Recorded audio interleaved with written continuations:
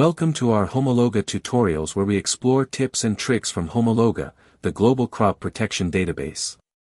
Today I will show you how to export results from Homologa to your computer. As you can see on my screen, I just pulled out an example for Switzerland and for potatoes.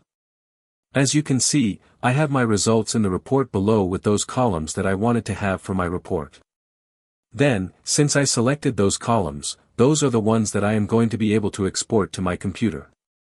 In order to do that export, I just need to go and click this export button. Then the system will basically tell me that I am about to export this report in a CSV format through a compressed file, a zip file containing that CSV file. Then optionally, I can also get an email with a link to this report. If I want to have this option, I can go ahead and click this Get Email box. Then the system is going to send me an email as well.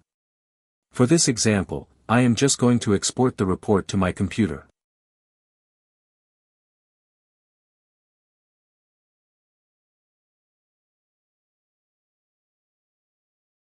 I am working with Windows system. The system is going to basically give me this window where I can select where to save the report. I am going to go ahead and save this compressed file. I have it already here. Now I can open the report. Then I am just going to unzip this folder, to be able now to open it. As you can see, to open this file I am using Notepad++, and then you can see all those results that I had on the online version, but in this CSV file.